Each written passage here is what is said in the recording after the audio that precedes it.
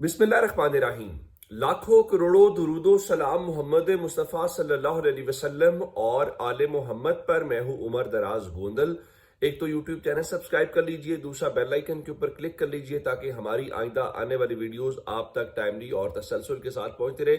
इमरान खान के 13 केसेस की आज समाअत थी सुप्रीम कोर्ट ऑफ पाकिस्तान के अंदर, और चीफ जस्टिस याया अफरीदी साहब की सरबराही में जो 2 रुकनी बेंच है वो इन केसेस को टेक अप कर रहा था। मैंने आपको एक एक केस के मुतालिक बताया था कि इन सारे केसेस में से जो सबसे इंपॉर्टेंट केस है वो सिर्फ साइफर केस है। बाकी केसेस जो हैं उनमें आप देखेंगे कि इस बुनियाद के ऊपर खारिज कर दिए जाएंगे कि चूंकि वो गैर मौसर हो गए। जिस तरह से एक अल कादिर ट्रस्ट केस की जमानत का या गिरफ्तारी का मैटर था, तो अदालत ने कहा जी उसमें तो ऑलरेडी सजा हो चुकी है। लेकिन असल बात यह थी कि बाकी केसेस के अंदर फिर क्या फैसला हुआ, और बिलखुसूस इमरान खान की जो मुलाकात का मैटर है वो आज सुप्रीम कोर्ट के सामने आया। अब जो सुप्रीम कोर्ट है, मैं पहले भी कह रहा था कि जब लास्ट टाइम इन्होंने धरना दिया और ये चीफ जस्टिस के सामने मुलाकात के लिए गए, तो मैंने कहा इवन सुप्रीम कोर्ट सरप्राइज हो गई होगी कि अच्छा ये समझते हैं कि हमारे पास कोई इख्तियार है और सुप्रीम कोर्ट ने इस वक्त क्या करना है। जिनके ऊपर खुद बेचारों के ऊपर इस तरह बनी हुई हो तो फिर क्या ही हो सकता है। आज तहरीक इंसाफ के जो रहनुमा हैं वो सुप्रीम कोर्ट पहुंचे। इमरान खान की जो हमशीरा हैं अलीमा खान, वो भी इन केसेस की समाअत के लिए वहां पे गई हुई थी ताकि ये जो मैटर है इसको आज देखा और सुना जाए। अब इस सारे मामले के दौरान खासकर इमरान खान की जो मुलाकात का मामला आया, तो इस सिलसिले में जो लतीफ खोसा हैं उन्होंने इमरान खान से मुलाकात के हवाले से कहा, और अदालत ने फौरी तौर पर इमरान खान से मुलाकात की जो इस्तदा है वो मुस्तरद कर दी है। अच्छा, उसमें क्या कहा है, उसमें चूंकि बार बार हो रहा था कि क्या होगा, तो अदालत ने ये कहा कि हम हुकूमत को नोटिस जारी कर देते हैं। तो हुकूमत को नोटिस जारी करने के बाद जो है इस सारे मामले के अंदर जवाब तलब करके अगली बात देखी जाएगी। यानी इस हवाले से चीफ जस्टिस याया अफरीदी साहब ने रिमार्क्स दिए कि सरकार को सुनकर फैसला करेंगे। आखिरी बार जो मुलाकात हुई थी सलमान सफदर साहब की, वो सुप्रीम कोर्ट के कहने पर हुई थी और अगले दिन मुलाकात हुई थी जाकर। अब सवाल ये पैदा होता है कि अब जो चीफ जस्टिस हैं वो इतने रिलेक्टेंट हैं, वो इतने रिलेक्टेंट क्यों हैं कि आज उन्होंने मुलाकात का क्यों नहीं कहा। और इस हवाले से जो सलमान सफदर साहब हैं उन्होंने आज गुफ्तगू भी की और उन्होंने ये कहा कि इस हवाले से कि इस्लामाबाद हाईकोर्ट में भी दरखास्तें पड़ी हुई हैं और वो लग नहीं रही। आज सुप्रीम कोर्ट की चीफ जस्टिस से भी मैंने यही कहा है कि मेरा हक है और ये मेरे क्लाइंट है इमरान खान का हक है कि हम एक दूसरे से मिलें, हम मुशावरत करें।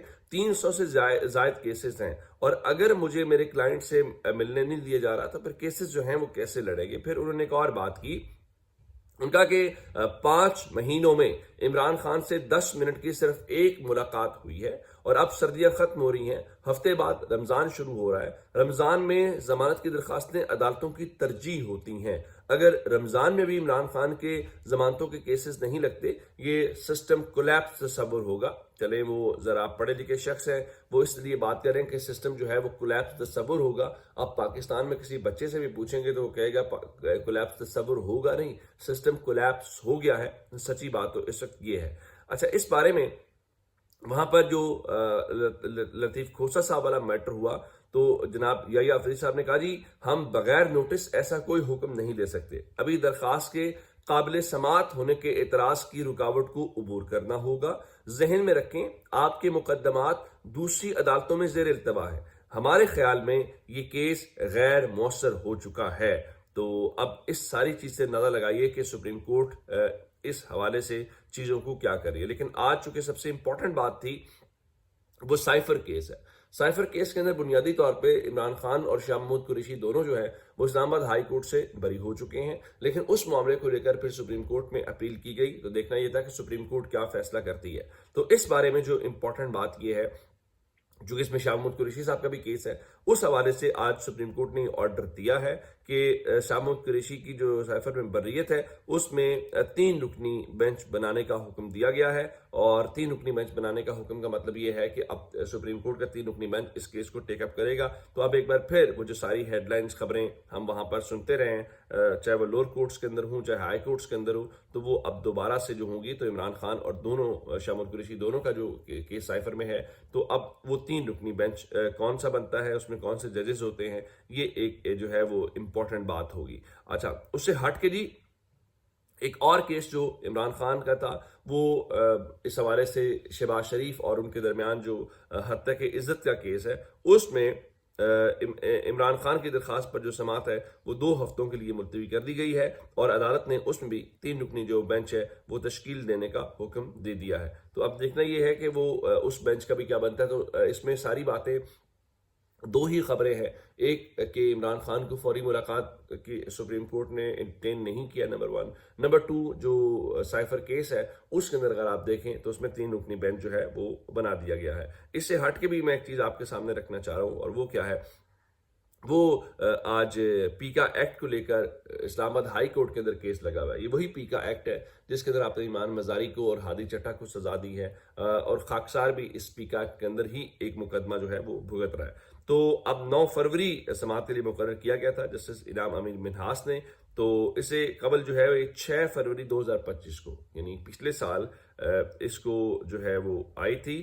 تو اب اس حوالے سے آج ایک بار پھر جو ہے وہ جناب جسٹس راجہ انعام امین منہاس صاحب نے یہ جو صحافتی تنظیمیں ہیں ان کی درخواستوں کو دلائل سن کر جو ہے وہ 6 مارچ کی تاریخ مقرر کر دی ہے، یعنی 1 مہینہ پھر آگے چلا گیا ہے، اور ان کا قانون سازی کے خلاف جو فوری ایکٹ ہے وہ معطل نہیں ہو سکتا۔ فی الحال پچھلے کل لوگ جو احتجاج کر رہے تھے الیکشنز کو لے کر، وہاں بہت ساری جو چیزیں ہوئیں پچھلے 1-2 سالوں کے اندر کہ آپ نے دیکھیے جو کچھ کیا، اس میں سب سے بڑی بات جو تھی وہ عدلیہ کو فکس کیا گیا، اور عدلیہ کو فکس کرنے کے بعد اب نظام کو عدالتوں سے کوئی خطرہ نہیں ہے۔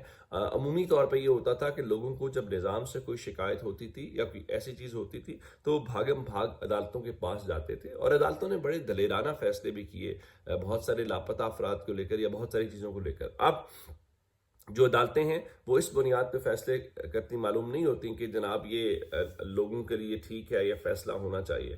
اب زیادہ یہ دیکھا جاتا ہے کہ کیا ہم کوئی آرڈر دے دیں گے تو اس آرڈر پہ کوئی عمل درآمد کرے گا، پہلی بات۔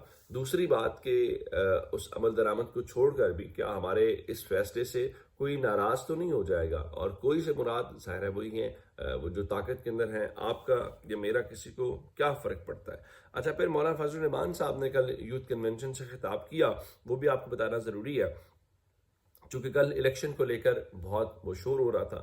تو مولانا فضل الرحمان صاحب نے کہا کہ میں چیلنج کرتا ہوں، ایک حلقے کا نتیجہ بھی الیکشن کمیشن آف پاکستان نے تیار نہیں کیا، سارے نتائج باہر سے آتے ہی، اور ان کا کہ ایسا جو کٹھ پتلی الیکشن کمیشن ہے وہ میں نے پوری دنیا میں کہیں پہ نہیں دیکھا۔ پھر انہوں نے فورن پالیسی کو لے کر بہت سوال اٹھائے، اور انہوں نے افغانستان کے حوالے سے کہا کہ افغانستان کا ایک انار یا ایک سردہ پاکستان نہیں آ رہا، اور دہشت گرد لیکن آ رہے ہیں۔